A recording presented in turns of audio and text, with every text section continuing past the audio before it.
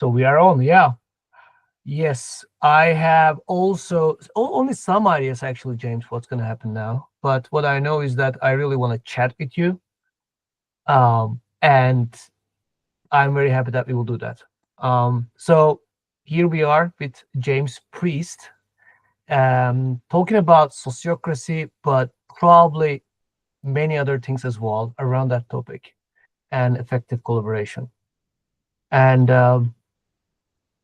we are doing this like within this community amount of RegenHive. So super many thanks to you, James, first of all, for joining us for this really this conversation that I'm really very much looking forward. I'm very happy to be here, Durukan. I don't know so much about RegenHive besides the brief investigation I made and what you've shared with me. I'm just curious to see the synergy that emerges through our exchange. Yeah, and I feel the same. I think there will be quite some synergy because I've been watching a few interviews of yours, and it was for me very quick and easy to really feel like we have a lot of things to talk about. And like sociocracy alone is a very interesting topic that many people around me have been investigating heavily, as well as myself. But then you putting the sociocracy 3.0 layer on top of it and creating, I will say, to my understanding, not only an updated version, but a kind of progressive version of it. And you will, of course, be able to say the right way of putting it, but it intrigued me a lot, even more. But then what I want to do today is really explore your mindscape and understanding and learning about maybe sociocracy through that, you know. So I'm just curious, and then I'm just gonna reflect to you my curiosity, and then you're gonna see where it leads, kind of basically. And I don't have questions prepared. I just a few only, that just to start and flow with it. But feel free to do the same. You know, it's a chat, so I'm not interviewing you in that sense. So like, if you feel to ask me something, or like, let's just chat. That's my whole idea, basically. Sure, it sounds great. And maybe just from my side, so typically on the topic of S3 at least, well, I meet people in two contexts. One, because they're facing certain challenges or opportunities that they'd like to address differently, and they're looking at how S3 might help. And also people who just come to me because of their interest in S3. And I think, considering the title you came to for this evening's talk as well, around RegenHive and S3, it might be interesting at some point during the conversation to explore what are or what you foresee as some of the challenges or opportunities that you're hoping to leverage or address somehow in RegenHive, and to see practically whether there's some aspects of what I'm bringing that might be relevant to that. Oh, that will be great. And I'm very happy that we already have quite a few people here that are very active in the RegenHive ecosystem. So it will be a very nice kind of maybe a kind of a brainstorming in a way for how to move forward. Also now adding S3's tool set into our basically bag. So that's really cool, to be honest. Yeah. So I have one starting question in my mind to start with.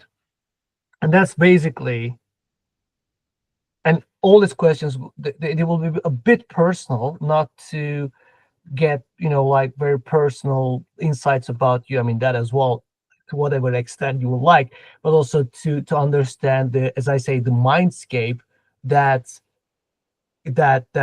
gave birth to S3, right? Because you are the co-founder of S3, so you have the mindscape that created it, that co-created it. So to understand a bit where it comes from and how it's evolving by time.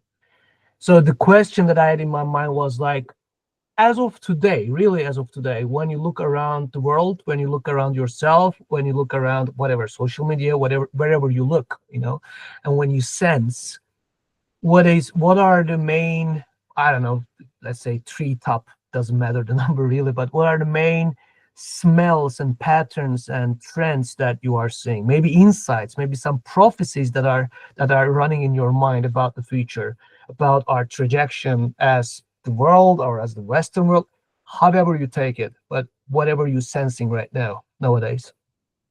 Yeah, okay. Well, I don't know about you, but when I look at the world today, I'm overwhelmed by the complexity. Um, Coming from younger years of thinking things reasonably made sense to a point right now where I think for most people, probably partly aided by technology and our overload of information available from all directions, and difficult to discern what's more or less true these days as well. It seems just absolutely impossible for me to get a grasp on the full extent of everything that's taking place in the world. And depending on where I look and depending on which lenses I look through, depends on how I interpret things.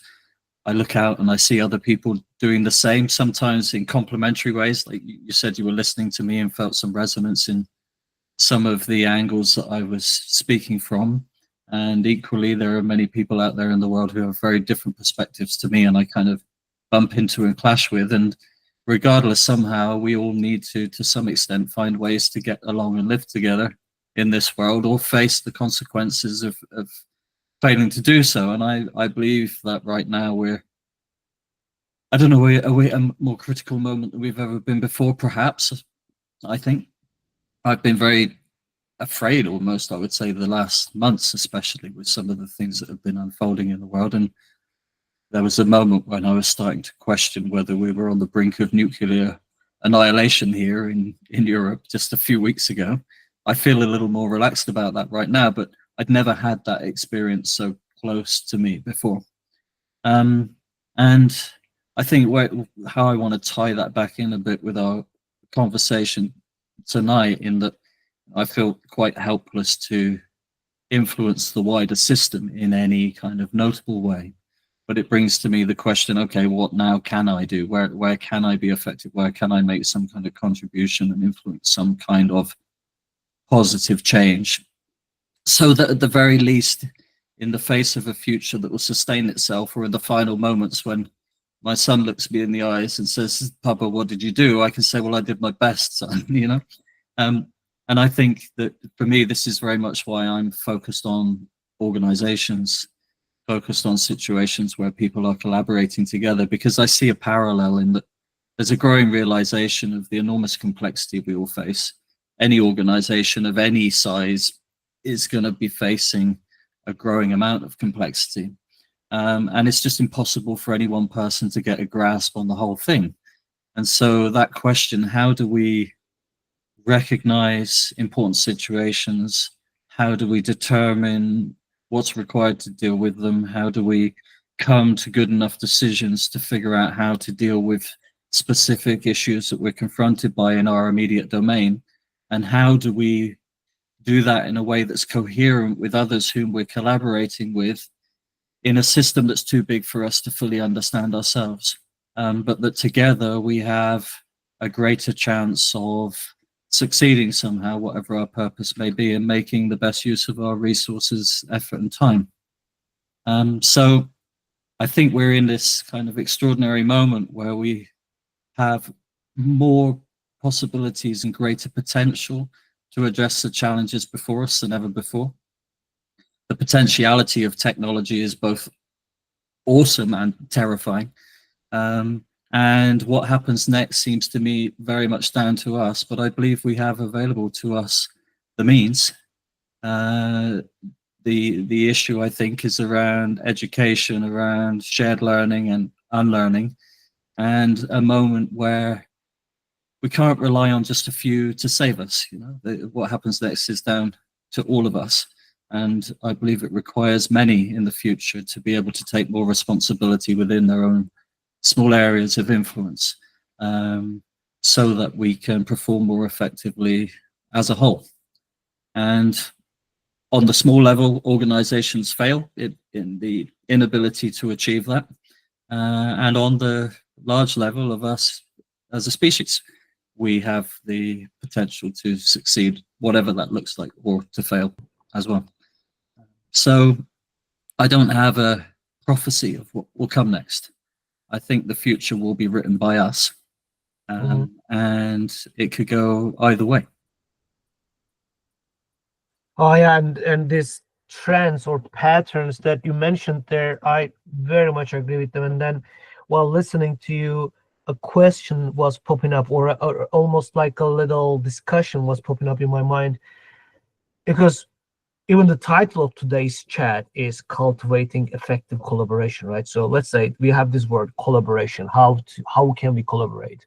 There is another word, let's say cooperation, which they Yes. define in a bit different way, right? And there is, let me put another word on the table, negotiation, negotiating, agreements, conflicts. Like if I take all these words, like what you said, like about all these challenges that we are facing, if I take all these words and put them on the table, like some of them will go towards like what I do with others, and some of them will go towards the end of the table where what I do with my people, kind of. So I've been thinking, like, in your mind, sociocracy S3, or what you focus on is more how we can work better with people who share a common vision, or like work in the same organization, like more like shoulder to shoulder, how they can be more effective, so like as a tribe or as a force they can have better shaping for the whole world, or more into how can two sides of the table uh come closer, or go through conflict to find a new common ground, whatever.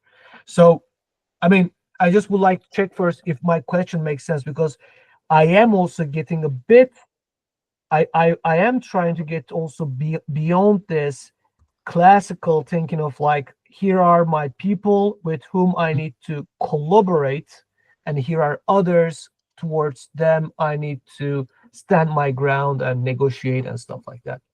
So take this mess of words that I just spilled, and please make some sense out of them. Yeah. Okay. Well, I mean, you mentioned cooperation, collaboration, and negotiation, firstly. So maybe it's useful for people who haven't thought about the distinction between cooperation and collaboration for me to share my understanding of that. So it's necessary for us to cooperate. You and I are cooperating right now in the call. Well, we're collaborating right now around the conversation, but we've cooperated in different ways over the last weeks to prepare to come together in this call. And I cooperate when I make way for somebody walking on the pavement on the street, or pull over for somebody to pass me in the car.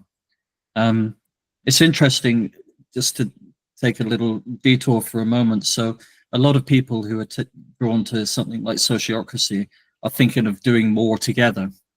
And in my experience, the most effective organizations are those where you can remove unnecessary dependencies, so people can just get the hell on with stuff, right? Because cooperation always has a cost.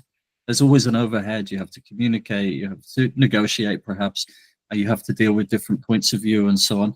And that takes time and energy, and you don't want to waste your time doing that on something that can just as well be handled by one person alone. So that question, when to cooperate, when to actually work together, when is it more effective to allow people to do their own thing, is a good one. And I think, I'm kind of libertarian in that sense. I think people should be free to do the things they want and need to do. And as long as that's not causing harm elsewhere, then so be it. But as we all find out quite early on in life, we also need each other in many different ways, or it's beneficial to cooperate and collaborate. And this, I think, maybe evolutionarily is why we learned to come together and work together in different ways. It's easier to hunt the bison when there's several of us than just one alone, as one example.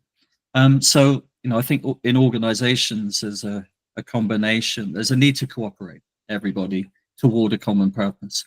And collaboration is an umbrella term, but in a more literal sense, it's about actually coming together with others and working on something together in a moment of time toward a common purpose. So your question, which it's not easy to pin down in a sentence or two, but it's an interesting one in terms of the distinctions between an organization where people have a common purpose they're working towards, and a state level situation, for example, or a global situation, because what's the overall purpose for humanity? You know, it's like you can't really nail that down as one thing. There's multiple purposes, I would say. You could argue, well, maybe one is to live as long and safely and comfortably and well as possible. You might have religious or ideologically orientated purposes of people and so on. And this gets pretty complex quite fast because different people seem to be invested in making an effort toward different things. So I struggle personally when I think about global governance, when I think about statewide governance. It's extremely complex. And the fact that there's not a single unifying purpose, especially in this time where many nations have moved away from a kind of religious orientation, perhaps where they're orientated to one particular religious ideology and so on. But in an organizational context, an organization does, or at least it always should, exist for a specific purpose. So that's really my field of, I would say, more interest and expertise, is how do we, in this broader system of multiple purposes, in a moment when it's worthwhile to come together with others because of the added value we can create compared to us doing that alone, how do we then cooperate and collaborate together in an effective way? Your question though around, you know, do I work with the tribe or do I work with different sides and negotiation? It's a fractal kind of system though. So within organizations, you're still going to have moments where there are different sides. Anyone who relationship, married or whatever, is also going to be having that experience, you know, because the more you were attracted to begin with, the more you realize maybe how different the sides are that you can carry at times. So I think that, you know, it's regardless whether we're dealing on a broader level of state or worldwide, or more specifically in organizations, we have to be able to address both of those things. How do we collaborate together with others when we're all on the same page in a moment, and how do we not only deal with but take advantage of the diverse perspectives, opinions, ideas that people have, and rather than falling into the temptation of polarization and seeking to fight for our side, kind of rummaging through the different perspectives and ideas to extract granules of wisdom that might be contained in those different perspectives and ideas to arrive at a greater insight, realization, and maybe truthfulness, I say that very tentatively, than we could have achieved alone. So I think that's where my interest lies especially. It's like the idea of harnessing distributed cognition, harnessing distributed intelligence, and being able to transcend the tendency towards polarization, to embrace the positive essence that lie embedded often within apparently opposite or polarized sides. Yeah, like everything is opening up, you know, like I feel like almost like a classic browsing experience of mine. Like every tab you open, or I open, like, you know, I have like 3 more like from that one. So like in my mind, I'm trying to also organize myself while listening and reflecting and like coming up with another question. But like one thing you say there, or one of the many things that you say there about this organizations, right? So like we are collaborating, negotiating, fighting, having conflicts, and many things within even the same organization. And in that one, of course, the question of like what is the organization comes into play. And you have been sharing, I personally believe, a very good description of what an organization is. What a very, very simple and to the point one. And I will ask you to share it with now with others as well. But also your your focus on agreements there, and that focus, and what you just said now also, like that it's not let's just do everything together, but what is need to be done together, what needs to be done, like can be done personally, everything. That via negativa aspect of your approach is for me a very valuable one. And that's actually, if we come to speak about that also, that's also the main one of the main features of RegenHive ecosystem, of like that, those agreements, clarity, even lack of clarity, clarity about lack of clarity, um, of about agreements, but as well as this maybe even going. Okay, so I'm going to turn those into questions by saying the problem I say with organizations is that, especially when they reach a point, right, which is main topic in your article you shared today, they, for fear reasons, yes, but they become very heavy on self-regulation, on decision making and everything, bureaucracy, in other words. And my observation have been that I have not seen a single organization yet who haven't fall into that trap. And I'm talking about organizations I'm part of. So can we really solve it, or organizations are like just that they have that fate of falling into inefficiency by time, by size, by growing? And based on what you say on that, I can a bit follow up on that with a bit of sharing with you the vision behind RegenHive at the moment. But I will stop here again. Please make some sense out of this spirit of mine. Okay, well, I'm reminded of I took a trip to the US a few years ago, and I met the late Tony Hsieh, who was the CEO of Zappos. And Zappos was brought by Amazon in 2009 or 10, I think. It was an online shoe sales company. And Tony and a colleague of his, John, introduced me to this research that shows how cities, as they grow, generally become more prosperous per capita. And yet organizations, as they grow, become less prosperous or less profitable per capita. And they were exploring that topic. There's a book, I forget the author, The Origins of Wealth, which explores this in some depth. And they, firstly, as a detour, at the beginning of this book, Origins of Wealth, there was a research. Somebody created a very simple computer program where they distributed wealth evenly throughout a system. And then there was like agents that kind of represented people who I think had moved 1 or 2 squares at a time. Anyway, I forget the details. Forgive me, check it out if it's of interest to you, anybody. But the basic outcome was every time the wealth ended up concentrated to a few, and the majority had very little anymore. So number one, it was kind of arguing for the inevitability of what we see reflected in the capitalist system. So that's an interesting problem aside, but it relates to cities in that you see that, and it also relates to nation states and wider as well. But the point was they were asking this question: how do we replicate that outcome in a city with a growing organization as well? And it kind of segues back a little bit to what I was speaking about before, about freeing people up to decide and act and get on with things as much as possible for themselves.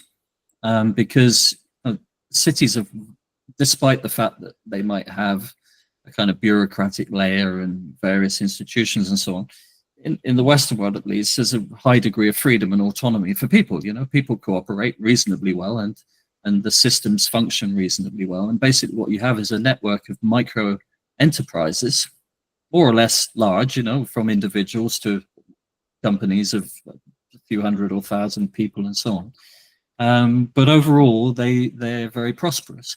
And I don't know if you've come across the work of Hire and RegenHive, but Hire is a very successful home domestic products company in China. And they became quite well known for their transformation over the last decade or so, developing something that in retrospect they've called RegenHive. And it's not a particular way of organizing, but there are some kind of overarching patterns in the system. The underlying concept is to create a network of micro-enterprises who are collaborating together. Yeah? And Tony Shea and John and others in Zappos had been experimenting with a variant of this within Zappos. So rather than just constraining themselves to selling shoes, they basically said to any individual or team who were working in the system, providing some value to a customer somewhere, whether that's an internal or external, to take responsibility for their profit and loss, to deliver customer happiness, whatever it took, and to operate within the values of the company. And besides this, to do whatever they felt to do.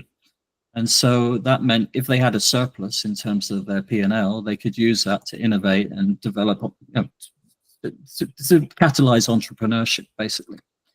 And that was very successful, actually. Not everybody chose to do it, but many did. And if you look across at Hire, what they have is a very hierarchical system to begin with. There's the CEO, who's very autocratic in terms of insisting upon this general approach of network of micro enterprises. And from there down to what are called platforms, everything's designed from the top down. The platforms, there's two types of platform. One is service platforms. So R&D, finance, administration, marketing, I don't know, whatever. There's different, like you would see normally as internal services within a company, and industry platforms. And the industry platforms are basically like catalytic hubs that contract with individuals and teams, micro enterprises, on bids for startup opportunities, basically. And they find a suitable bid, and then they contract with that individual team or a network of micro enterprises to work together toward pursuing that market opportunity. Globally, as of a year or so ago, the typical success rate for a startup was somewhere between 5 and 10%. They have a 55% success rate on startups within that system. And so why I'm saying this is that there's actually very little bureaucracy. The platforms operate quite independently. The CEO basically just ensures that the overarching constraints are upheld, and beyond that, people are free to get on with things. And everyone organizes bottom-archically, basically, from the bottom up, when they succeed in attaining a bid from or with the industry platforms. They can utilize the service platforms if they wish, or they can go outside and contract elsewhere if they find a better offer. So competition is rife within the system. In brackets, obviously, there's a few problems in the system, but what's interesting is they basically took the same principle you see in cities and applied it in an organizational context as well. And it's proving extremely successful. And again, as of a year or so ago, I haven't looked recently, I think there was 20,000 organizations of a significant size in the world who were experimenting with variants on this RegenHive approach. So coming back to my article, the reason I wrote that was I had a supervision session the other day with some organizations I've been supporting, and one of them's very small. They grew from 3 or 4 people to 12 recently. And there, you get to about 8, and it doesn't make sense to do everything together all the time. You can't possibly have everybody keeping up to speed with everything all of the time. You have to distribute responsibilities and authority somehow through the system. You're not really at a size yet where it's like desperately essential to do that in a structured way. So it still tends to be a bit ad hoc, but you start to see inefficiencies and you start to see problems where people inadvertently step on each other's toes. Someone makes a decision and it has an impact elsewhere, and so they're struggling to try to approach that in a intentional way where they start to put in place some practices, some clear constraints, and begin at this early stage, in some respects, developing a coherent approach to how they organize in that system. I've worked a lot with organizations that are at a bigger scale, where they're kind of around 100 people, and typically I attract people who have an interest in a more egalitarian approach, in a more distributed way of organizing together, a more decentralized way. And the road to hell is paved with good intent, right? And so it's like the tragedy of radical egalitarianism is like total chaos and disorder, and people tend to be a bit allergic to concepts like power, like leadership, like structure, like hierarchy, and so on. And so the baby gets thrown out with the bathwater, and it overlooks there's a good reason why organizations historically evolved in the hierarchical way that they did, because there's aspects of life that are hierarchical too. And so, a lot of my work is helping organizations get to that moment of realization that adhocracy isn't good enough anymore. They're terrified of reverting to a traditional management structure. Either just ideologically it's distasteful for them, or they've come to appreciate the perils of complexity and the fact that in complexity, you need to distribute decision-making through the system as much as possible to the appropriate people. You want a centralized coordination, and you want a coherent system throughout the organization as a whole, but you want that city circumstance where people are free to decide and act for themselves as much as possible within clearly defined constraints. And so I think that the solution to the problem is that to recognize with freedom comes responsibility. As systems grow, it becomes increasingly important to make those responsibilities clear. The way you do that is through conscious contracting, basically, because an organization is a system of agreements from one perspective. It's just oftentimes the agreements aren't clear. The various purposes people are working towards aren't clear. People might have different ideas around the purpose, different ideas around what the agreement is and the expectations are. And in a more egalitarian context, in the endeavor to avoid being seen as some kind of power over dictatorial person, then people tend to be left very much to themselves, and it leads to all kinds of problems that, if they're not addressed in a suitable or adequate way, then at some point it will justify the need to install the thing we know, which is a more hierarchical, bureaucratic management system. Yeah, it's power goes through the path of least resistance always. And I think what people try to do sometimes is to flatten everything in the system. They talk about flat organizations, but actually what you need to do is make power conscious and clear and explicit, and then ask, how do we distribute the authority to influence, distribute power through systems and responsibilities in a way where people can work independently and together when necessary to utilize that power to best effect somehow. So yeah, it's a clumsy way of addressing your part of your question, I think, around these bureaucratic hierarchies that just become slower and more ineffective. They're slow because a large system can't function effectively if it's centrally, overly centrally managed, let's put it like that. So you need a bit of that wisdom that comes from decentralization, but you have to do it in an effective and coherent way. I need to say at this point that to everyone who's listening right now, we have not talked with James beforehand. So I did not tell him how RegenHive functions or try to function. So he's not just saying all these things to show that he knows about our ways, kind of.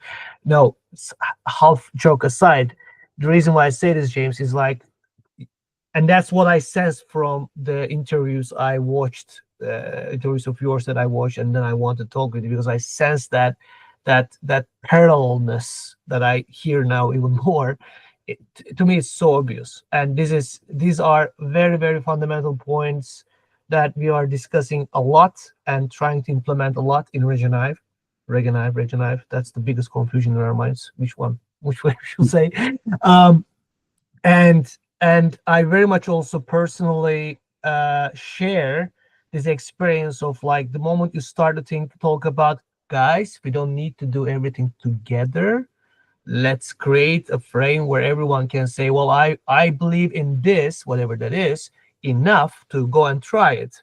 And then if that person is alone, we should create that person that space, time, even some resources if we want to give that chance, but enable for that person to take responsibility and a risk. And I think personally, maybe it's culturally even bound to the fact that egalitarian, ideologically strong, value-based people and movement have, I was one of those people or still am, but coming from those roots, you hate words like entrepreneurship, or you hate words like competition, which I believe, you know, I'm like, hey, I mean, this is what happens in nature. It's not because they hate each other.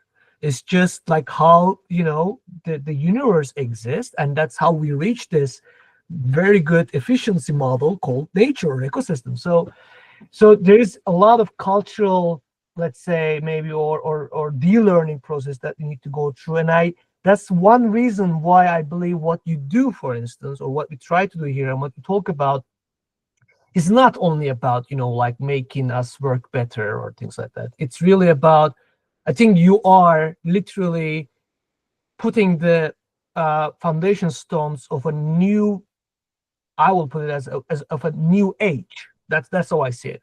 A new paradigm, a real paradigm shift of a humanity, because you are bridging very seemingly like far away contradicting concepts into a very, when you think of it, it's supernatural. Yeah, that's of course how it should be. I mean, what else kind of, but somehow also a new maybe overthinking.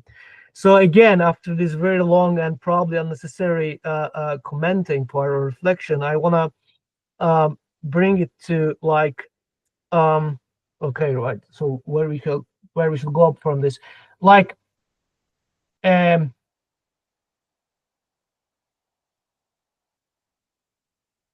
can we really, okay, let me put it this way. This example that you gave, and I will be very appreciate that if you give it again, by the way, the name, just to make sure that we can note it down, because again, I never heard about it, but it sounds so similar or familiar. In that example, there is a company with enough capacity, the way I hear you, enough, let's say, probably money or human power that affords to have a CEO who probably have the mandate of telling a bunch of people how to do things. So in such scenario, under strong autocratic leadership, I can see how things may change, like using the bulk power of the organization that is stockpiled through the process of, by the way, normal, conventional, whatever management. I can also see, experience how you can create such organizations from scratch, day one. But I have personally very hard time to understand how a very small scale, right in transition organization of a few people, 5, 6 people, 10 people, who are not big enough to have this bulk energy, and but who already started, they have some team dynamics and everything, for them to change and become this really efficient collaboration model. So is there a hope for that scale, or it's really harder in that scale and timeline of organizations, if my question makes sense again? Yeah. Well, I think so. There's probably a few questions in there, but I think it makes enough sense for me to say something. We'll see if it's useful or not.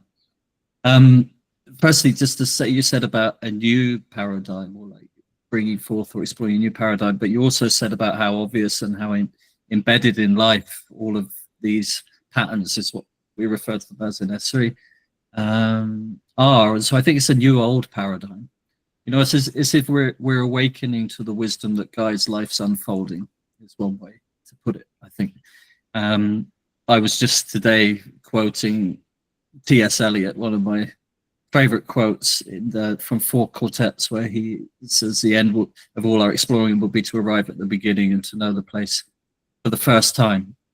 And you know, a lot of my work is basically mapping human behavior patterns. Actually, you know, Sociocracy 3.0, from one perspective, is it's just a codification of human wisdom that you can observe through the way in which human beings behave in collaborative endeavors. You know, and a big kind of characteristic of S3 is that it's not a way of doing things, but rather it just presents options when your current approach is failing somehow, and gives you exposure to patterns, most of which, when you think about it, are going to be familiar. It's just they might not have been conscious, you know? And many of which you might even find yourself acting out in certain moments. The question is it an appropriate moment to act out the pattern, or would it be more suitable to do something else? So we're very much like supporting the idea that the preferred state for any human being is just unconscious flow state. And that's fine until you bump into a moment where your current approach is failing to bring about the results you expect or wish to see, and then you're going to be alert to that situation, you know. And this is where S3 comes in, because it says when you find yourself in that moment, stop, check, what am I doing? What's the outcomes I'm seeking to achieve? And in the absence of success of my current approach, are there alternative ways that I could consider? So I think we're all kind of on a journey back home to realizing that the wisdom of self-organization is woven through our being as complex adaptive systems of trillions of cells that operate reasonably independently and yet collaborate and cooperate awesomely to give us this vehicle that we walk around in this world, our human form. So in terms of small organizations, well, firstly, something I saw a lot in recent years, I work more with corporate for-profit sector these days, but I worked much more with communities and social movement groups and community initiatives and so on in the past, was people coming together, and sometimes it was almost as if they came together, not that there was a common purpose they came together around, but they came together to figure out a common purpose so they could do something together. And I think that's a problem right there, you know, because the first thing that motivates us to pay attention to a situation and to consider doing something is because it's relevant in the context of our wider goals. And I think it's worthwhile that if you're coming together with others, there's a clear purpose for coming together that precedes the coming togetherness.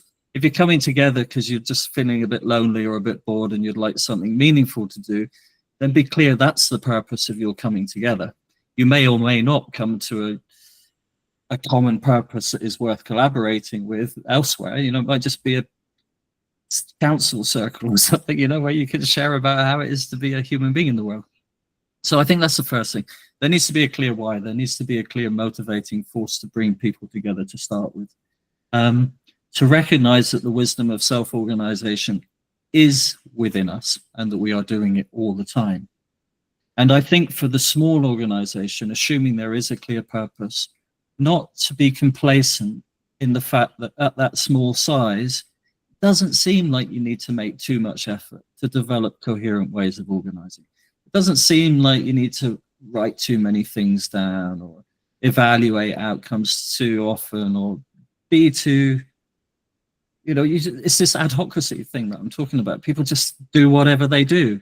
And when people do whatever they do, it's always going to have inadequacies, you know, because there's always going to be a moment where we need something that's beyond the scope of our current conscious understanding and habitual ways of behaving individually and together as well. So one thing I would say is, if you're a small organization coming together around a clear purpose, make sure that purpose is clear. And number two, start early thinking about how do we put in place now the patterns for organizing together, for deciding together, that if we scale over time, as new people come in, they're going to be immersed in a culture and a coherent system of practices that are already consciously developed, you know, and and a culture that reflects a conscious, intentional approach to organization, so that as you grow, you maintain that coherence across the system as a whole. And most people aren't going to do that, despite the fact I'm saying it. You know, you're often flying by the seat of your pants, we say in English, in a startup situation. Maybe you don't have much money, you're like bombarded by challenges, you've just got to survive, you know, and hope that you get through those early stages. So you're right, you don't necessarily have the luxury of a lot of funding and financial reserves and so on. You need to perform. But it's a false economy to think that you can just figure out how to develop a more structured approach to organizing later. And for example, some of the patterns that we document in S3 are going to be particularly useful for that. I don't want to go off on a tangent around S3 right now. I think I'll hit pause to let you jump in, No, but but that's what I'd say about that. no, but that's great, and I very much agree. I mean, my point is really that to start with this, because what I hear from one thing I hear from you is this consciousness about why your motives at, as you say, I think S3, if I'm right, which is one of the things that I was very much, wow, this is very similar and has a lot of commonalities. For instance, what we call as holistic context in holistic management. Like I see a lot of parallels, and it's a bit of a common sense also, you know, like keep digging, like why people do what they do, so that you understand the motives and everything. So I think to start with that consciousness and to weave the process together, because it's a learning process, right?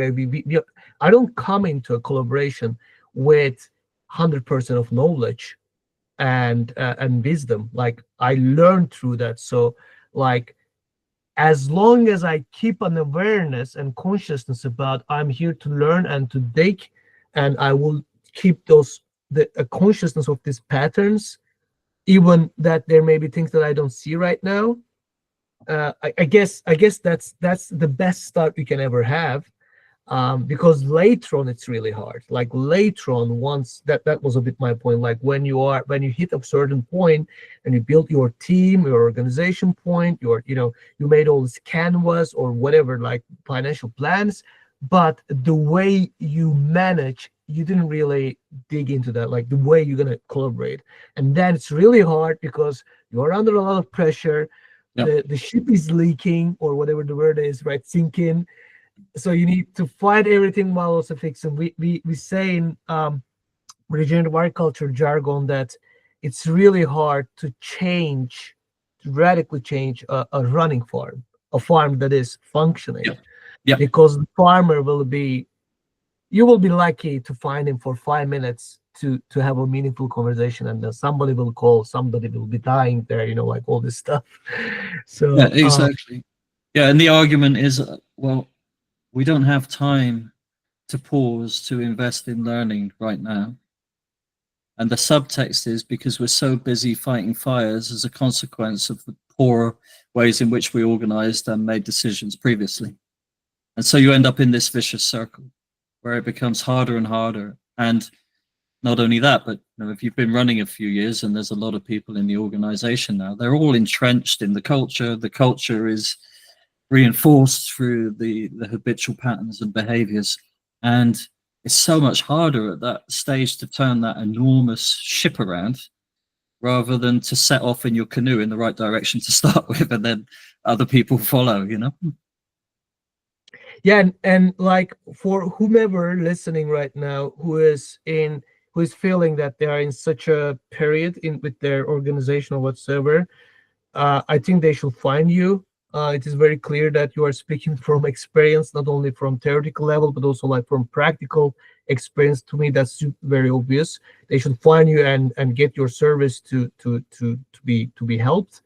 But still, like, what will be beside that? What will be your main maybe suggestion or advice to someone who really feel in this very prison and almost like in panicking, doesn't know where to do, where to turn?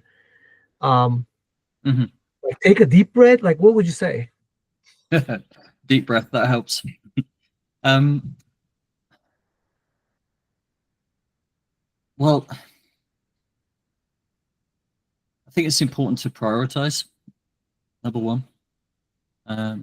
So I was saying at the beginning the importance of a clear why to begin with for an organization, but it's valuable to have a clear why for anything we're doing. You know, if you reflect throughout your day and ask yourself on a regular basis, why am I doing what I'm doing? There might be several moments in the day where you think, that's a good question. Actually, I'm not really sure. I'm just doing it because I've always done it, or because my grandmother did it, or I don't know, So bringing into consciousness the reason behind why we do the things we do in general is useful.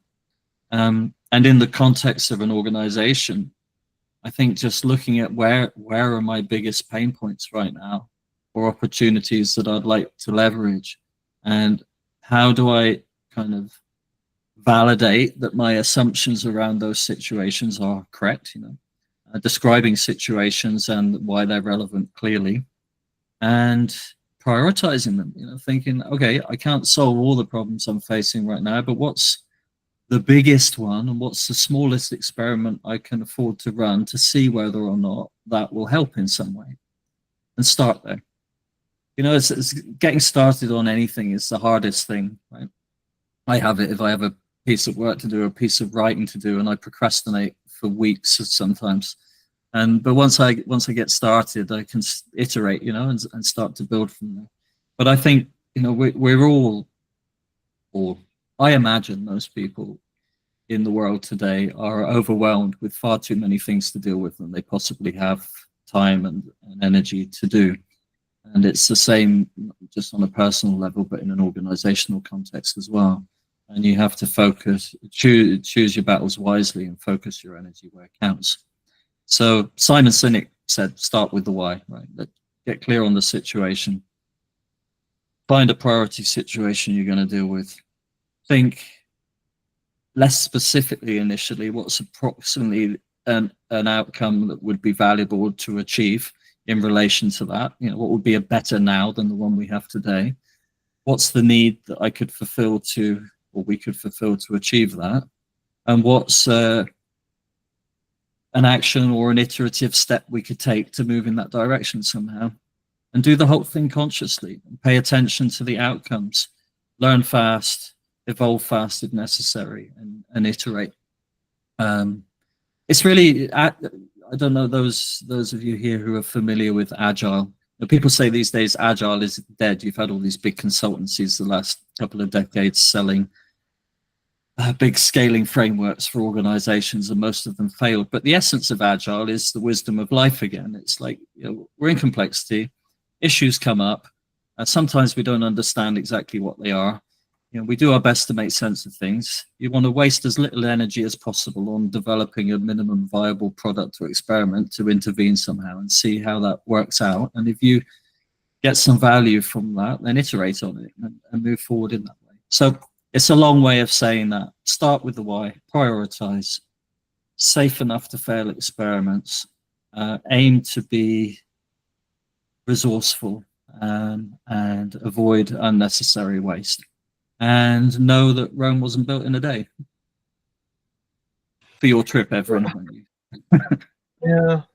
No, this is really great. Like the picture that appears in my mind right now is the following. First of all, I feel very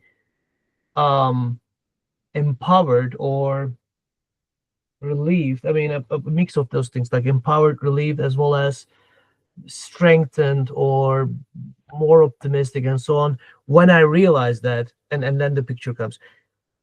We are like this little river, and I realize that I'm coming from a hill up in the north, completely that side of the landscape, from a very different life experience, from a very different, like ventures and, let's say, process. And you coming from a hill on the east side, so you bring your own, whatever alluvions and all these minerals and everything. Like, you bring your own thing, and I bring my own thing. But still, and we are meeting now in the same riverbed, or we are about to meet, right? And that gives me the feeling like, well, I must be in the right direction, because this guy, like, who is coming from a very different pathway, like, there are very strong underlying patterns that I hear from you, that really almost like gives me the confidence that, well, we must be at least asking the right questions, even if, not giving the perfectly right answers yet, but like on not kind of bad way.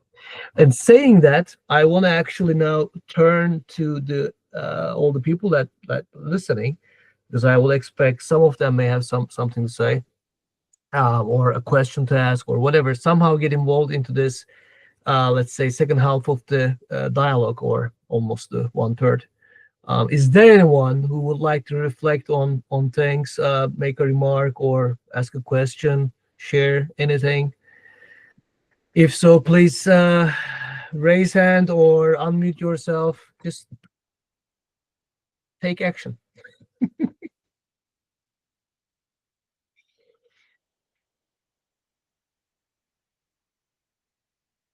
I'm gonna give it another 10 seconds or something for anyone who is waiting for others to ask first.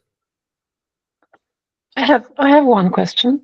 In the case of Zappos, with their approach of micro enterprises, what was the incentive for people to achieve the goals they established for themselves, for their team, or for their micro enterprise? Like, were they full-time employees with salaries, or were they paid according to what they were achieving? Yeah, well, initially they were just employees with a salary. And when they introduced this, well, they called it market-based dynamics in Zappos. When they introduced this idea, they made arrangements that people who innovated in some way would receive a proportionate share of additional profits gained through that entrepreneurial activity.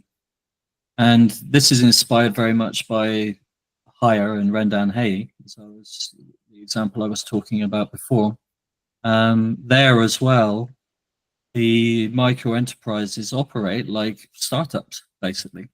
And so in Hire and in Zappos, people had a kind of base salary. I think in Hire it's far less. You just got a kind of sustenance salary, and they have what's typically referred to as the bench.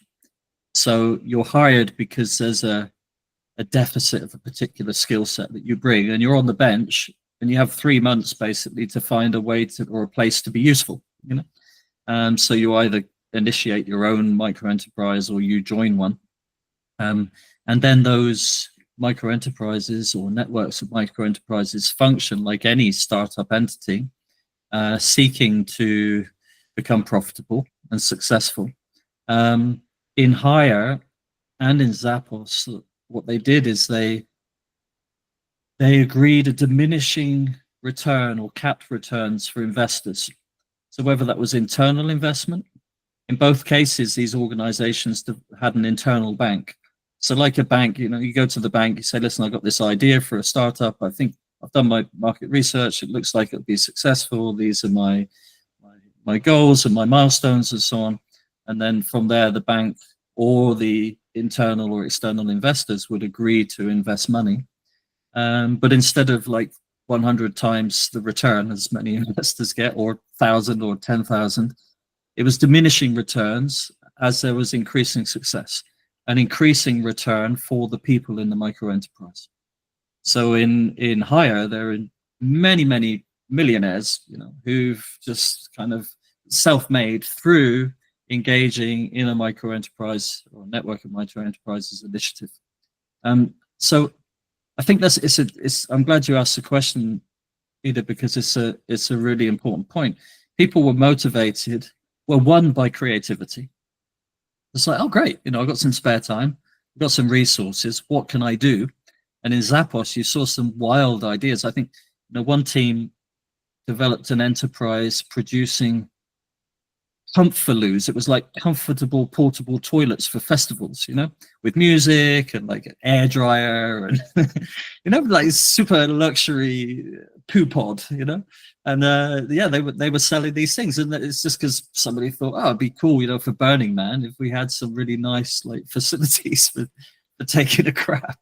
And so there was many reasons why people were motivated to do it, but there was also a monetary return as well. Yeah. Does that answer your question well enough? Yes, thanks. Okay. I don't think they called them poo pods, by the way. I'm not sure what they called them, but that would be a nice brand, though. I have a follow-up question on that, because that's something I question a lot, and I have a belief in this, so I would like to hear what you think. So when we talk about these incentives and the reasons why people do things, well, we got these positive reasons, right? Like maybe they do it because they want to get an extra income, like beside the salary, or maybe because they want to have their name up there, like recognized, whatsoever, like many reasons. So I call them as positive motivations or positive reasons. But then there's this negative reasons, which is actually technically the same, because the negative one, I will say, yeah, because if I don't do this, I will, like kind of, I don't know, whatever, I will be fired, or I will lose the capital that I put. So the question here is, in these good examples, or in the organization that you work with, not necessarily in those two examples, like, is there a balance of positive and negative motivations working together, or only positive or only negative? And how does it work? Like, which scenario is better functioning so far in your, at least, observations? yeah. Well, people will do what people do, right? And we're all motivated in different ways for different reasons that are more or less obvious to others, and sometimes even ourselves. I think in the case of Zappos, in the case of Hire, in the case of other organizations I've known of, you can end up in a situation where individuals or groups of people hijack a system for their own gain. I think another of the negative consequences I've seen in recent times around this latest kind of move around self-organization and self-management has been through a reluctance to kind of impose structure and create imperatives upon people on what they should do. Organizations, I'll give a concrete example in a minute, but organizations have unwittingly sometimes just kind of opened their doors, and people have come in and basically do whatever it is they choose. It's a controversial topic right now, but if you look at USAID and some of the other institutions in the United States, it's pretty shocking that, regardless your ideological perspective on things, pretty shocking some of what's been going on there and what's been happening with American taxpayer money, and that's not an isolated incident. That's happening all over the place. And you can see it's an absence of adequate constraints. It's an absence of adequate oversight and scrutiny. Don't necessarily mean oversight from the top, just oversight from anywhere. Oversight from the populace, in that case, would have been fine. There's a lack of adequate transparency and a lack of clarity and constraint regarding what people are there to do. So if you look at, going back to Zappos, they called it the triangle of accountability. Balance your profit and loss. Operate within the values of Zappos. Deliver customer happiness. You can't do a thing that contravenes any one of those rules. If you do, you're going to have a problem. Yeah. So you need to operate within those constraints. In Hire with Rendan, hey, it's the same. There's a business plan for a startup opportunity. There's very clear constraints, very strict milestones. If you don't make those milestones, you're going to be picked up on that soon. And if you don't succeed, you're going to be out and you'll be replaced by somebody else. So very clear structure within which people are free to operate in whichever way they choose. So I think that this is super important. The example I was going to give was it was a very successful tech startup. The founder developed a software product for the marketing industry, and it was so successful that he just couldn't help but win. They were the fastest growing company in the country that they were based in when I was involved with them. And they just reached 120 people, and suddenly things were starting to break down. And he didn't want to install a management hierarchy in the system. And when I went to their website initially, before I agreed to work with them, just to check out who they were and what they were doing, I couldn't find a thing about the products and services that they provided on the website. all I could see was how glorious it was to work in this company. There was massage rooms and great food and beer on Fridays, and it was like, wow, that looks nice. And this was in a moment when they called it an applicant's market. When tech was so moving so fast, there was a deficit of good developers. And so they were trying to attract developers to the company, which was good to a point because they got all these developers. But why did they join? Did they join because they were passionate about the purpose of the organization? Or did they join because they thought this looks like an easy ride? I'm out of uni and looking for somewhere good to work, and this looks fantastic. I think I'll go there.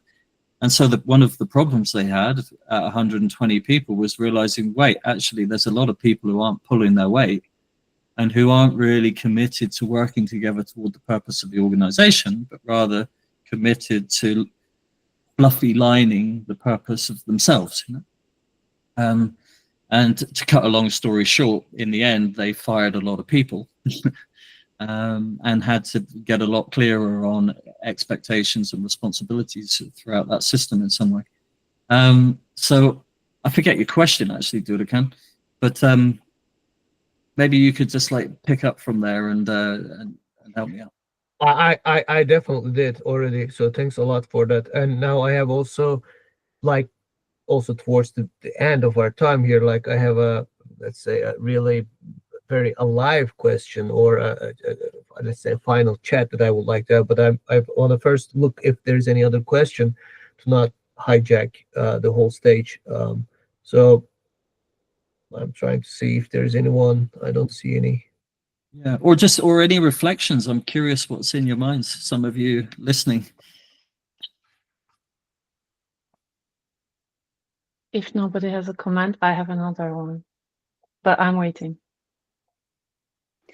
I can just chip in Oh, shortly yeah. that I really, really, really enjoyed this conversation, and these things that I have kind of seen in myself of how to organize myself and things around me. It just makes more sense, and I have a much more clear image of it. So I just really like to hear your perspective on this, James, and it helps a lot. So I just want to say thank you so much. Okay, thanks, Anna. Anyone else besides Ida?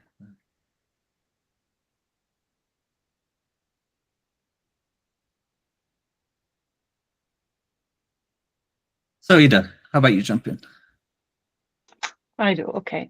I have a question. It's not a clear question, but the topic that is not very clear in my mind in such organizations where there's this egalitarian approach, etc.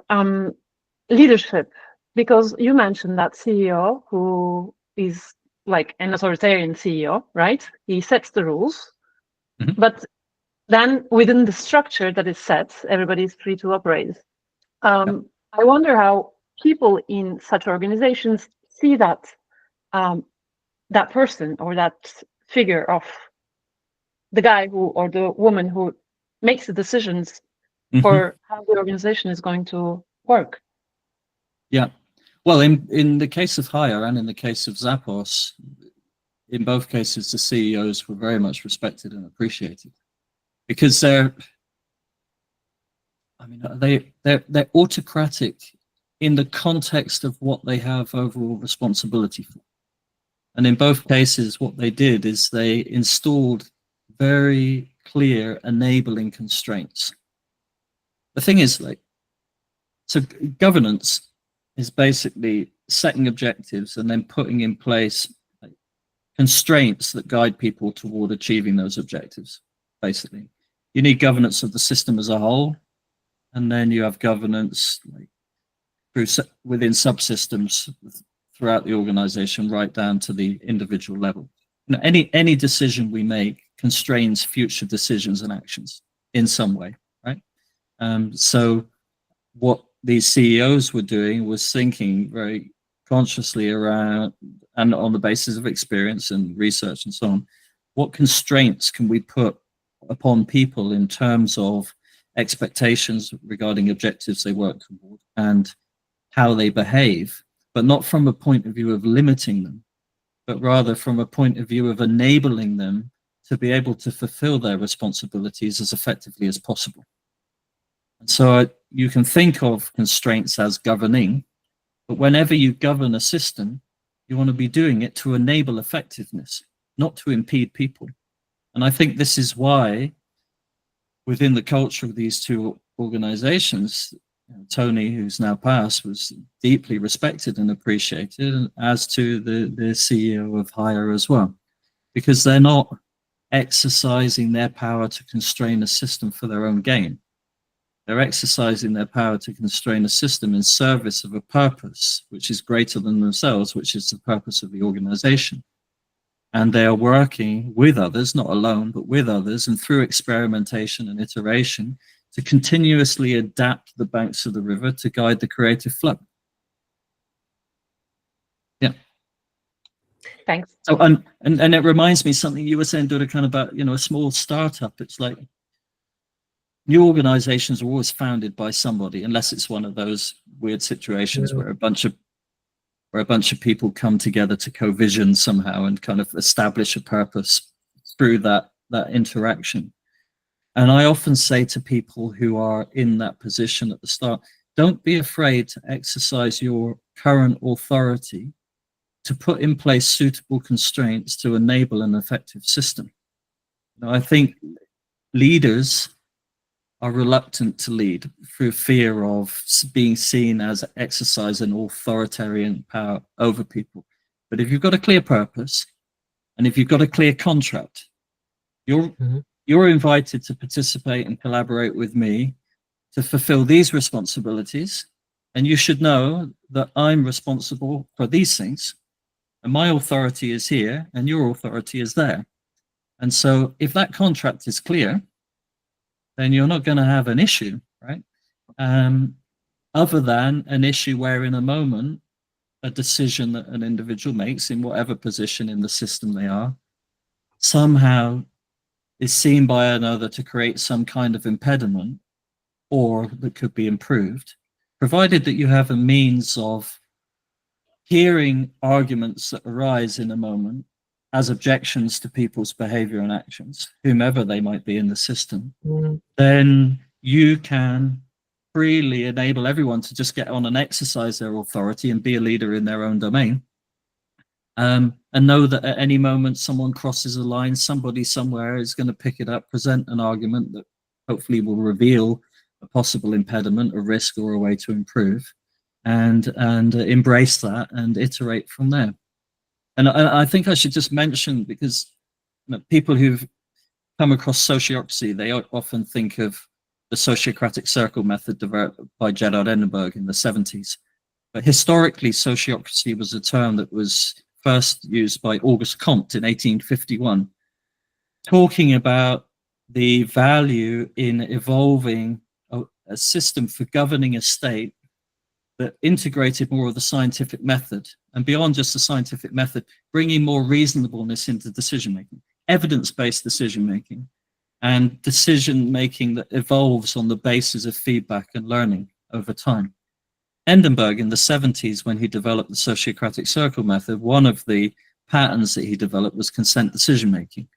Consent decision-making was basically a process of testing proposals, existing decisions, and activity in a system to check, are there any reasons why continuing this way is going to lead to undesirable consequences, exposure to risks, or it misses a worthwhile way to improve. What's fascinating about consent decision-making, when it's understood, because I think a lot of people confuse it still with consensus decision-making, when it's understood is when people present an argument that demonstrates how proceeding in a certain way is going to lead to negative consequences, exposure to risks, or misses a worthwhile way to improve. Consent decision-making gives supremacy to the strength of the argument, not to any individual or group. There's no other decision-making method that does that. You know, in an autocratic system, the supremacy to decide what happens lies with the individual or small group. In majority, supremacy lies with the majority.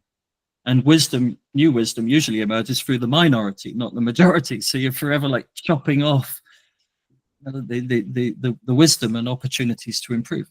And in consensus decision making, where everybody's trying to like reach agreement together, in the worst case, supremacy lies with the individual again, because anyone can just throw their dummy out the pram and say, well, I don't like it, so we're not doing it.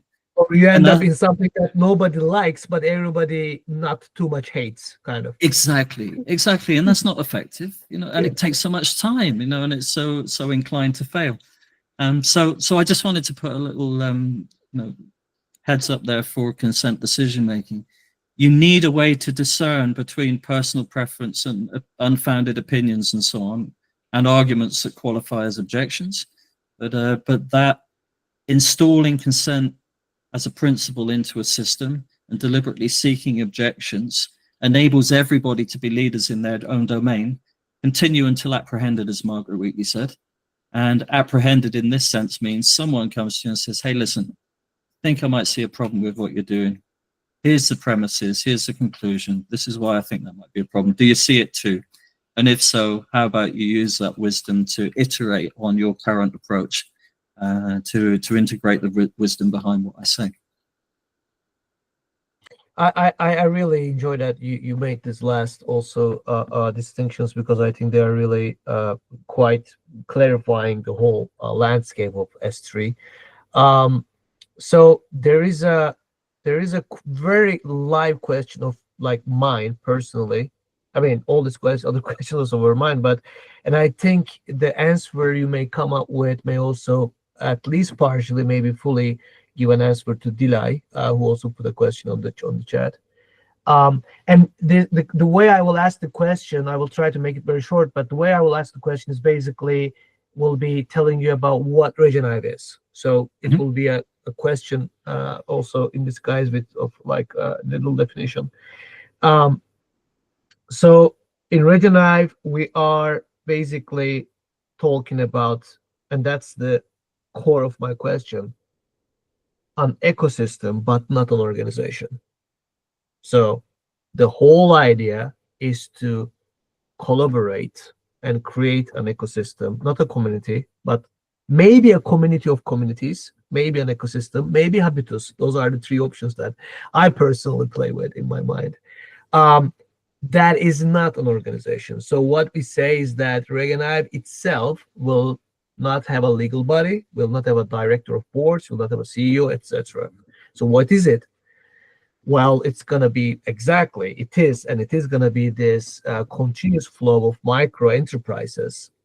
And we're going to do it so much to the radical point of, for instance, well, we won't have a community director or a social media responsible, right? Because it's I mean, that as well is going to be done by someone in a entrepreneurial way. If you say, well, I would like to do the social media or whatever communication of RegenHive, then, and if you are approved, which I will come back to what it means, then just go and do it. And if there is no such entrepreneur, well, then RegenHive doesn't have a communication channel. Actually, this is also reality, and one reason why we are a bit clumsy at certain things, because that's the payback or the downside of this kind of things. Things happen only if people do things. Let's put it that way. And there is no ultimate responsible. There is no like, oh, I don't like how our website looks like. Okay, thanks for letting me know. Yes. Like there is no person that you can go and complain or send you or whatever thing. So that's the whole idea. But of course, big question comes up. One question is, what are the borders? A very simple question. If there is no right, I mean, if tomorrow, whatever, a huge corporation comes and say, we are RegenHive also, we are also RegenHive member or part of RegenHive family, who tells them, no, you are not, stop using our name? Like that's one question. How do you put the wall of the, or not the wall, but yeah, of the cell? The other question is, who actually approve those agreements that come to the ecosystem? Because the way we define as there are enterprises in RegenHive, right? Like if you come and start a consultancy service for whomever, like within RegenHive, I will say, well, you are in RegenHive. But then there are enterprises whose client is RegenHive ecosystem itself, just like in this case with community manager. The community manager works like its client in a way, it's RegenHive. Then the question comes, okay, like all the other enterprise will just interact, it's just like a bazaar, in a bazaar, but who they would interact with and get the approval from or make the agreement with for RegenHive enterprises, such as the communication manager. So that's the second question. And of course, they are related. So long story short, we are discussing about this all the time on how to create a non-organization really super much radically promote all this very much entrepreneurial and you do what you want to do in your responsibility with people, etc. approach, while overcoming smartly those question marks and maybe some more questions that will be rising at the process. So like giving you all this, and there's of course more to it, like on the activity level, some layers and everything, but I will not go into that. In that management and governance and collaboration point of view, what will be either main question you ask us to think about and to think through, or simply don't do that way, you know, or maybe whatever inspiration you will give. So like if we can have your brains like for 5 minutes as our consultant with that those questions, what will be your reaction in that?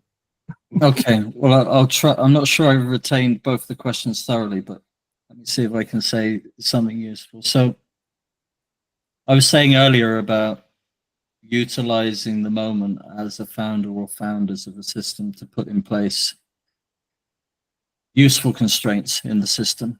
And I think my question to you and anyone else who's working closely with you to kick off RegenHive or RegenHive or however you're going to call it would be, what are the non-negotiables? So firstly, what's the purpose?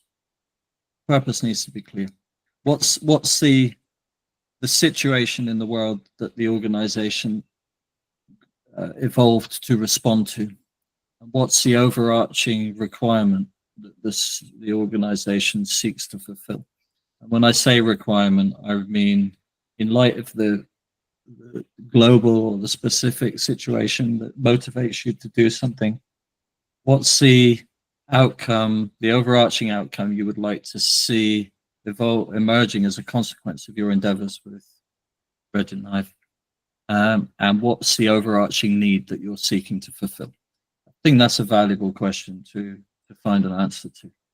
And from there, this question of what are the non-negotiables?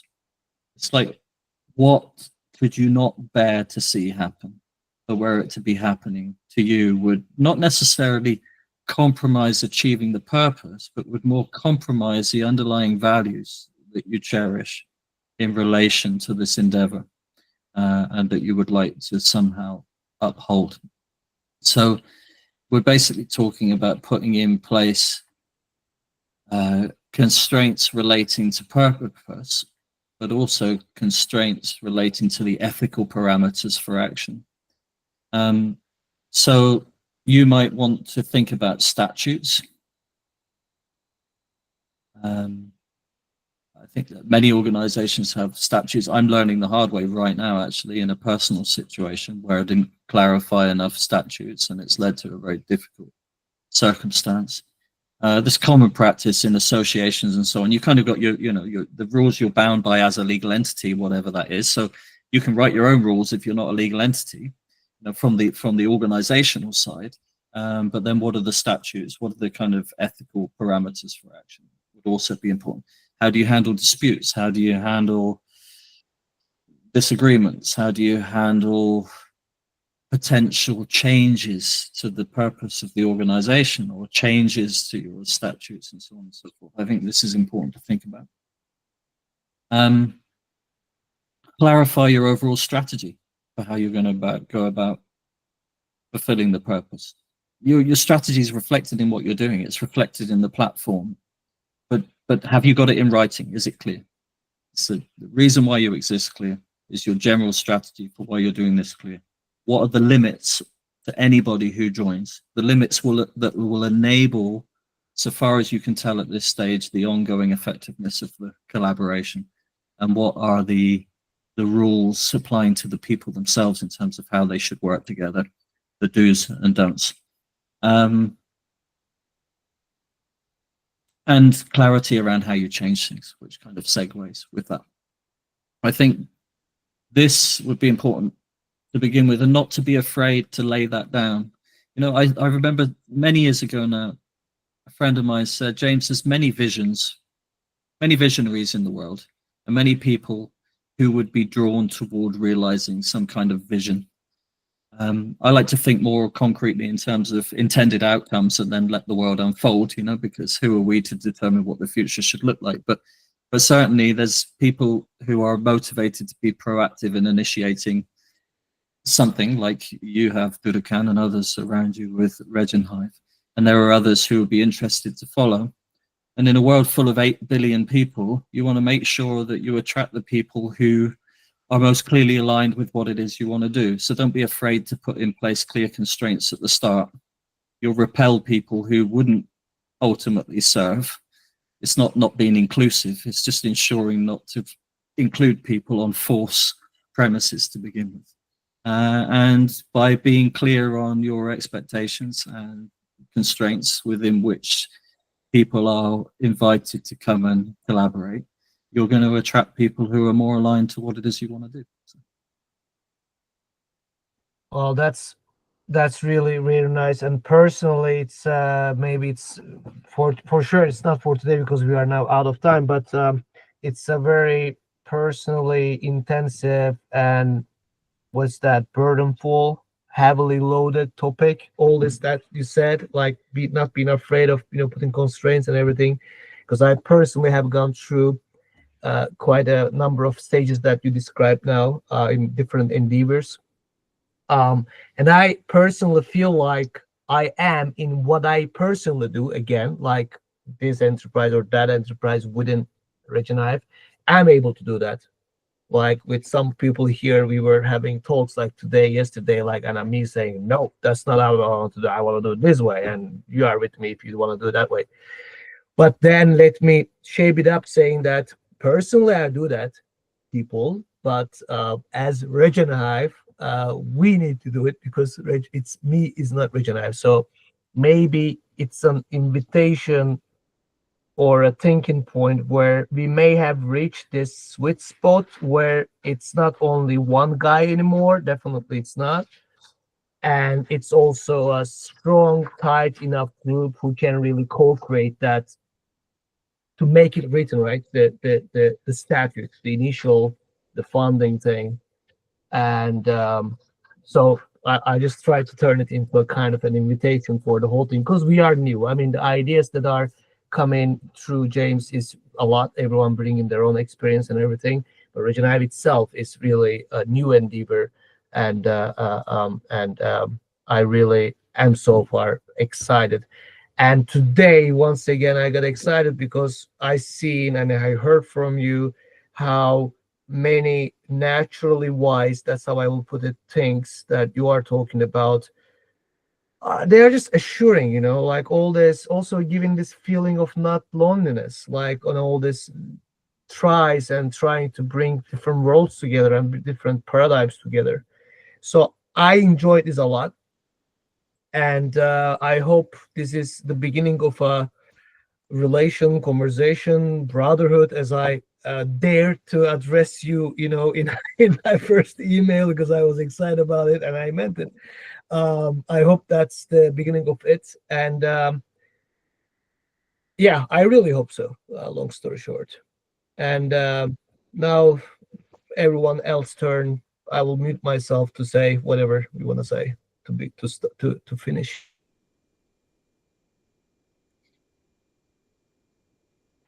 I can say something just shortly. It feels so relieving to hear you say this, James, so confidently and firmly. Like, don't be afraid of putting the the negotiative and all this. Like, yeah, there is quite a lot of fear of, like, if we're coming on too strong, like will we be rejected of people who are already involved, or like this fear of rejection. I think that has been coming up quite some, but hearing you say this is just like, it feels like a burden with the coming up. So yeah, again, thank you so much. Yeah, it's a pleasure. And it sounds like you were sensing it underneath, perhaps many of you anyway. So trusting that intuition as well. Navigate by attention, we call it in S3. Attention is a symptom of wisdom seeking emergence.